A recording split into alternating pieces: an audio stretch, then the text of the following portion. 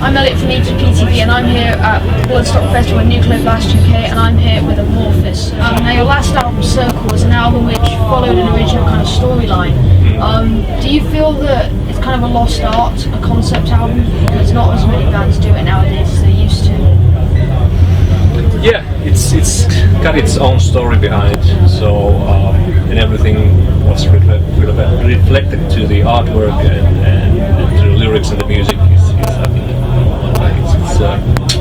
a vocalist could tell more about the lyrical ideas. Yeah, but to us it's been always, we have had some theme on the album. Normally when we have used this Kalevala Finnish book as source of for inspiration to our lyrics, so I think it's been like that with us many times. When Circle was released, it received a lot of critical attention and quite a lot of acclaim. How does it feel to have that kind of response at this point in your career? Well, it feels good, of course, you know, because when you finish recordings of the album, you have like an empty space when you're just waiting for the album to be released and waiting for the comments from critics and start to do interviews, promote the album. So it's really exciting, even though, you know, after how many albums we've done, 11, it's always as exciting to hear about the response from the people. And it feels good, you know, if you can really see that people enjoy it, they got our message. It really feels good. Amorphis have never really been afraid to experiment with their sound. Do you feel it's important to keep your fans on your toes when you're about to release an album? Sure, you know, we always we have a history in the back that we used to change our sound pretty radically. After we released our third album, which was Elegy, it was pretty like melodic metal. From there to next one, we changed our sound pretty radically. We started to sound more like a Pink Floyd or some more hippier band. Some people were playing, you know, it's not metal anymore. We saw a lot of faces in the audience that, you know, they just came to listen to the old stuff, and when we played new stuff, they turned their backs. Just like, you know, total protest against the new stuff. But for us, it was really healthy album to do.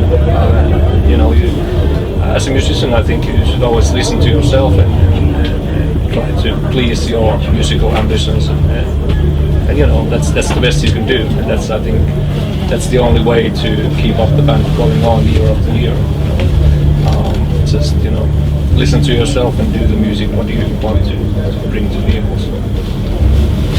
So yeah, we've changed chasing the sound and getting new ideas. It's really important for Amorphis. We always try to pick something new. And I feel that it's because you've kept your fans on their toes all these years, it's that you've had really quite a die-hard fan base over the past few years. Do you feel that without their kind of support, Amorphis wouldn't be at this stage in their career? Definitely. I think, and you know, and getting into the point and into the level that you really realize that you have fans that have been following you like 10 years, 20 years. It's I think a major achievement from a band, and you really have to respect that. And so these days, you know, if we come like to play a festival here in England, we take a lot of care, you know, what we play, what people enjoy playing. What's next for Amorphis? Next one, it's, you know, we've been booked for quite many tours and shows now for the rest of the year.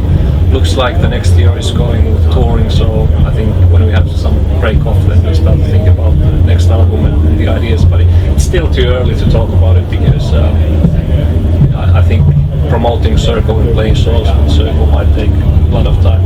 And it's impossible on tour to try to make songs or having ideas. I don't know why, but that's how we need a little break from touring and then it starts happening. Yeah. Thanks for doing this. Thank you very much. Nice to meet you. Thanks.